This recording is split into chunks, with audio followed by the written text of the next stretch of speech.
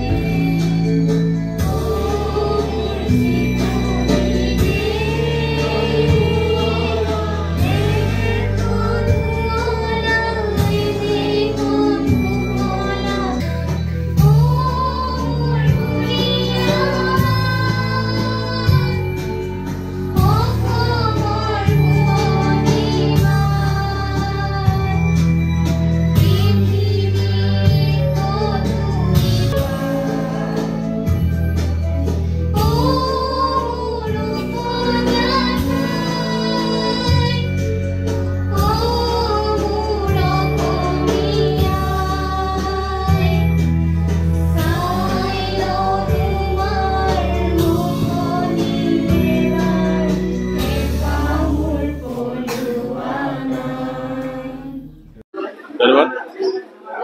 আজি ৰাষ্ট্ৰীয় বিজ্ঞান দিৱস আৰু এই ৰাষ্ট্ৰীয় বিজ্ঞান দিৱস সমগ্ৰ ভাৰতবৰ্ষৰ বিভিন্ন শিক্ষানুষ্ঠানে যেনেকৈ অনুষ্ঠিত কৰিছে ঠিক তেনেকৈ আমি শিলাবতাৰ বিজ্ঞান মহাবিদ্যালয় পৰিয়ালবৰ্গই ৰাষ্ট্ৰীয় দিৱস দিনজোৰা কাৰ্যসূচী অনুষ্ঠিত কৰিছে। আৰু আজিৰ দিনটো আমাৰ কাৰণে শিলাবতাৰ বিজ্ঞান মহাবিদ্যালয়ৰ অতি সৌভাগ্যৰ দিন।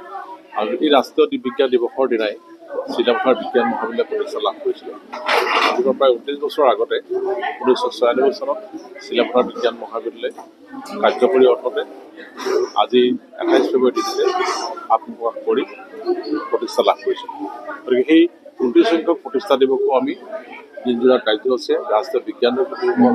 অনুষ্ঠিত কৰিছোঁ। আৰু এই অনুষ্ঠানটোত অংশগ্ৰহণ কৰি আজি বৰ্তমান যিটো মোৰ অনুভৱ আমাৰ ছাত্ৰ ছাত্ৰীসকলক মই ইতিমধ্যে জ্ঞাত কৰিছোঁ বা বক্তব্য আকাৰে মই দিছোঁৱেই যে আমি বিজ্ঞানৰ এখন শিক্ষানুষ্ঠানৰ সদস্য হিচাপে আমাৰ যিসকল ছাত্ৰ ছাত্ৰী আছে সেইসকল ছাত্ৰ ছাত্ৰীক আমি অসমৰ বিভিন্ন প্ৰান্তৰ যিবিলাক ভাল ভাল শিক্ষানুষ্ঠান আছে য'ত যিবিলাক কাৰিকুলাম ইতিমধ্যে ছাত্ৰ ছাত্ৰীসকলে পাই আছে ঠিক তেনেকৈ আমি আমাৰ মহাবিদ্যালয় এই চৌহদতো আমি তেনেধৰণৰ কাৰ্যসূচী বা কাৰিকুলাম আমি দিবলৈ প্ৰয়াস কৰিছোঁ। আমি ছাত্ৰ ছাত্ৰীসকলক যিটো আমাৰ পাঠ্যপুথিৰ জ্ঞান পাঠ্যপুথিৰ যিখিনি শিক্ষা সেই শিক্ষাখিনিৰ উপৰিও আমি প্ৰায়োগিক যিখিনি আৰু শিক্ষা আছে আৰু ছাত্ৰ এজনক বা ছাত্ৰী এগৰাকীক তেওঁৰ দক্ষতা বিকাশৰ কাৰণে বিভিন্ন ধৰণৰ কাৰ্যসূচী আমি ইতিমধ্যে ৰূপায়ণ কৰি আহিছোঁ। ইতিমধ্যে আমি জনাবলৈ পাই সুখী হ'ম যে ভাৰতবৰ্ষৰ অন্যান্য ৰাজ্যসমূহৰ লগতে অসমেও এতিয়া আমাৰ উন্নয়নৰ দিশত আগবাঢ়িবলৈ চেষ্টা কৰিছে আৰু আমাৰ মাননীয় মুখ্যমন্ত্ৰী হিমন্ত বিশ্ব শৰ্মাদেৱে এটা নিৰ্দিষ্ট পদক্ষেপ গ্ৰহণ কৰিছে আমাৰ অসমখনক আগবঢ়াই নিয়াৰ কাৰণে আৰু এটা সপোন দেখিছে। আৰু সেই সপোনক বাস্তৱৰ ৰূপ দিবৰ কাৰণে যিহেতু আমাৰ নিচিনা শিক্ষানুষ্ঠানৰ অধ্যয়নৰ ছাত্ৰ ছাত্ৰীসকলে সংকল্প ল'ব লাগিব, সেই সপোনক বাস্তৱ ৰূপ দিবৰ কাৰণে প্ৰত্যেকেই নিজে নিজে সুশিক্ষা গ্ৰহণ কৰি নিজক দক্ষ কৰি আমি তেখেতসকলে যিবিলাক কাৰ্যসূচী পৰিকল্পনা কৰিছে সেই পৰিকল্পনাবিলাকত যাতে আমি প্ৰতিজন ছাত্ৰ ছাত্ৰীয়ে আত্মনিয়োগ কৰিব পাৰোঁ আৰু সেই আত্মনিয়োগ কৰাই হ'ব আজিৰ দিনটোৰ আটাইতকৈ তাৎপৰ্যপূৰ্ণ বিষয়। আৰু সেই দিনটোত মই সকলোকে শুভেচ্ছা জনাইছোঁ যাতে আগন্তুক দিনত আমি ৰাষ্ট্ৰ নিৰ্মাণ কৰিবৰ কাৰণে আমাৰ অসমখনক ৰাজ্যখনক আগবঢ়াই নিবৰ কাৰণে অসমক নিৰ্মাণ কৰিবৰ কাৰণে প্ৰত্যেকে সংকল্পবদ্ধ হ'ব লাগিব আৰু কাৰ্যক্ষেত্ৰত আমি আগবঢ়াব লাগিব। আৰু তেনেধৰণৰ যিবিলাক আমি কাৰ্যসূচী ৰূপায়ণ কৰিবলৈ চেষ্টা কৰিছোঁ মহাবিদ্যালয়খনে সেই কাৰ্যসূচীবোৰ যদি ছাত্ৰ ছাত্ৰীসকলে গ্ৰহণ কৰে নিশ্চয়কৈ আমি এইখন মহাবিদ্যালয়ৰ এই অঞ্চলৰ ছাত্ৰ ছাত্ৰীক আমি মানে আগবঢ়াই দিয়াৰ কাৰণে দিব পাৰিম বুলি আমাৰ এটা দৃঢ় বিশ্বাস আছে। এইখিনিয়ে মোৰ মনৰ অনুভৱ। আৰু বিজ্ঞান দিৱস যিহেতু সেই বিজ্ঞান দিৱসত আমি অন্ধবিশ্বাস সম্পূৰ্ণৰূপে দূৰ কৰি আমাৰ বৈজ্ঞানিক মানসিকতাৰে আমি যদি আগবাঢ়ি যাওঁ নিশ্চয়কৈ আমাৰ অনুষ্ঠানটো পতাৰ ফলপ্ৰসূ হ'ব বুলি মই ধাৰণা কৰিছোঁ। ধন্যবাদ। ইতিমধ্যে আমি আপোনালোকক জনাবলৈ পাই সুখী হওঁ চিলাপথাৰ বিজ্ঞান মহাবিদ্যালয় বিগত কেইবাটাও বছৰৰ পৰা আমি এটা এৱাৰ্ড আমি ইতিমধ্যে আমি এই বিজ্ঞান দিৱস প্ৰতিষ্ঠা দিৱসত আমি এটা এৱাৰ্ড ঘোষণা কৰি দিয়াৰ ব্যৱস্থা কৰিছিলোঁ আৰু সেই এৱাৰ্ডটো হ'ল বেষ্ট মিডিয়া এৱাৰ্ড আৰু যিসকল আমাৰ অঞ্চলৰ যিসকল সাংবাদিক বন্ধু আছে সেইসকলে অঞ্চলৰ কাৰণে যিখিনি কাম কৰি গৈছে নিৰবিচ্ছিন্নভাৱে তেখেতসকলে যিখিনি সমাজখনৰ আমূল পৰিৱৰ্তনৰ কাৰণে সমাজখনৰ চিন্তা কৰি যিখিনি ভাল কাম কৰি গৈছে সেই কামখিনিৰ উপৰিও মহাবিদ্যালয়খনৰ কাৰণে যিখিনি মানে বছৰটো বা মানে যিখিনি ভাল কাম কৰি গৈছে মহাবিদ্যালয়খনক আগবঢ়াই নিবৰ ক্ষেত্ৰত যিখিনি সহযোগিতা আগবঢ়ায় সেইসকলৰ ভিতৰত আমি এজনকৈ সাংবাদিক বন্ধুক আমি নিৰ্বাচন কৰোঁ আৰু আপোনালোকক জনাবলৈ বা সুখী হৈছোঁ যে এই বছৰ আমি সেই বেষ্ট মিডিয়া এৱাৰ্ডটো আমি দিবলৈ পাই মানে ভাল পাইছোঁ আমাৰ CC বগাঁও মহাবিদ্যালয়ৰ সহকাৰী শিক্ষক তথা নিয়মীয়া বাৰ্তাৰ আমাৰ সাংবাদিক কৰ্মী শ্ৰীযুত নয়নমণি মহন্তদেৱ আৰু শ্ৰী নয়নমণি মহন্তদেৱক আমি এখন ফুলাম গামোচা এখন চেলেং কাপোৰ এটা জাপি আৰু 2000 টকা আৰু এখন মানপত্ৰৰে আমি তেখেতক আজি সম্বৰ্ধনা জনাইছোঁ আৰু এই সম্বৰ্ধনা জনাবলৈ পাই আমি অতি সুখী আৰু বিগত বৰ্ষসমূহত আমি লক্ষীন্দৰ সোণোৱাল জুন্তি সোণোৱাল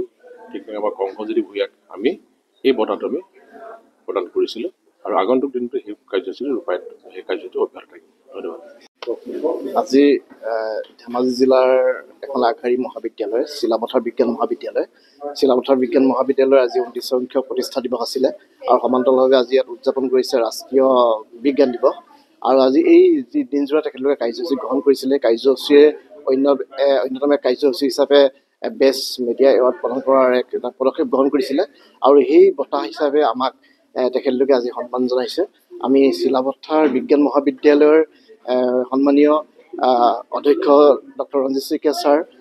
সন্মানীয় অধ্যাপক অধ্যাপিকাসকলৰ লগতে মহাবিদ্যালয় পৰিচালনা সমিতি ছাত্ৰ ছাত্ৰী সকলোকে আমি কৰ্মচাৰীসকল সকলোকে আমি ধন্যবাদ জনাইছোঁ আৰু তেখেতলোকে মহাবিদ্যালয়খনৰ যিটো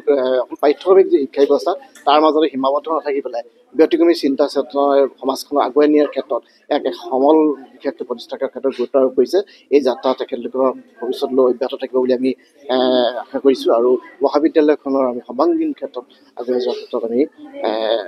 আশা কৰিছোঁ লগতে আমি সকলোকে পুনৰবাৰ ধন্যবাদ জনাইছোঁ গৈছে তথাপি আমি আজি এইখনেই গৌৰৱ অনুভৱ কৰোঁ যে যিখন মহাবিদ্যালয় পৰৱৰ্তী সময়ত মহাবিদ্যালয়ৰ সমূহ পৰিয়ালবৰ্গৰ যি ব্যক্তিক্ৰমী চিন্তা যি চেতনাৰে মহাবিদ্যালয়খনে কিন্তু অকল পাঠ্যক্ৰমিক যি শিক্ষা ব্যৱস্থা তাৰ মাজতে সীমাবদ্ধ নাথাকি আজি ৰাজ্যৰ ভিতৰে বাহিৰে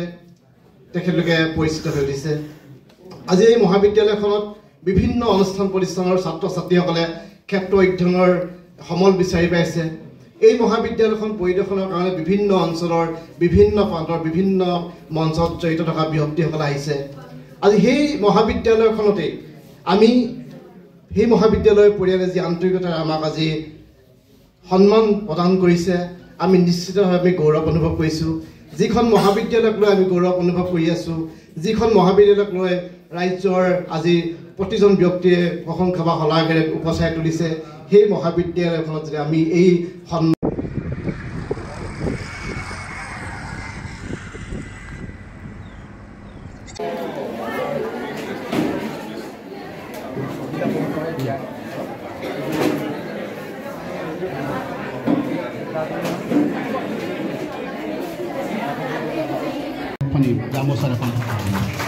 আৰু লগতে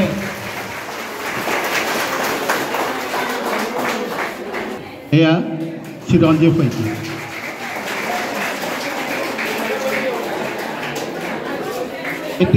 আমাৰ প্ৰথম প্ৰিলিমিনাৰী ৰাউণ্ড আৰম্ভ হ'ব তোমালোকে প্ৰশ্ন উত্তৰসমূহ লিখি থৈ দিবা যেতিয়া শেষ হ'ব তেতিয়া জমা দিলে হ'ব আৰু পৰৱৰ্তী পৰ্যায়ত তোমালোকক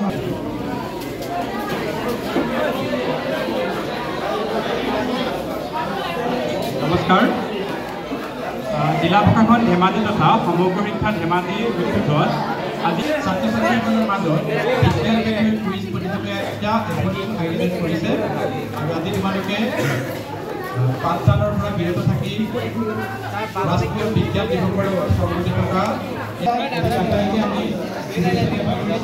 যদি আমাৰ সময় আছিল দ্ৰৌপদী স্কুল কিন্তু এতিয়া 12 বাজিলৈ 17 তথা সমগ্ৰ শিক্ষা ধেমাজি দ্বিতীয় উদ্যোগত আমাৰো এই ৰাষ্ট্ৰীয় বিজ্ঞান দিৱস উদযাপন কৰা হৈছে আৰু আমাৰ দিনজোৰা কাৰ্যসূচীৰে আমাৰ আজি উদযাপন কৰা হ'ব ৰাষ্ট্ৰীয় বিজ্ঞান দিৱস। ইতিমধ্যে আমাৰ বৃক্ষ পুলি ৰোপণ ইতিমধ্যে শেষ হৈ গৈছে আৰু আমাৰ কুইজ প্ৰতিযোগিতা এইখিনি ইতিমধ্যে শেষ হৈ গৈছে আৰু আমাৰ বিশিষ্ট ব্যক্তি আমাৰ গেষ্ট লেকচাৰ হিচাপে আমাৰ ধেমাজি ইঞ্জিনিয়াৰিং কলেজৰ পৰা আমাৰ প্ৰফেচাৰ এছিষ্টেণ্ট প্ৰফেচাৰ আমন্ত্ৰণ কৰা হৈছে আৰু লগতে আমাৰ এছিষ্টেণ্ট প্ৰফেচাৰ জেনেৰেল কলেজৰ নিমন্ত্ৰণ কৰা হৈছে ইতিমধ্যে আহি পাইছে আৰু আমাৰ বিভিন্ন আমাৰ প্ৰতিযোগিতা হ'ব ছায়েন্স প্ৰজেক্ট আছে আৰু পাৱাৰ পইণ্ট প্ৰেজেণ্টেশ্যন আছে আৰু মডেল প্ৰেজেণ্টেশ্যন আছে লগতে আমাৰ অভিভাৱকসকলেও খুব আমাৰ বিদ্যালয় আহিছে আৰু আগবাঢ়িছে আৰু ছাত্ৰ ছাত্ৰীৰ মাজতো বহুতখিনি উৎসাহ দেখা পাইছে আৰু মই ভাবিছোঁ যে এই আমাৰ ৰাষ্ট্ৰীয় বিজ্ঞান দিৱস এই জৰিয়তে আমাৰ বিজ্ঞানৰ ক্ষেত্ৰত আমাৰ ছাত্ৰ ছাত্ৰীয়ে সজাগতা বিজ্ঞানৰ ওপৰত সিহঁতৰ যিটো আৰু যিটো সিহঁতৰ বিজ্ঞানৰ প্ৰতি যিটো সিহঁতৰ ৰুচি বা সিহঁতৰ যিটো প্ৰতি বিজ্ঞানক সিহঁতৰ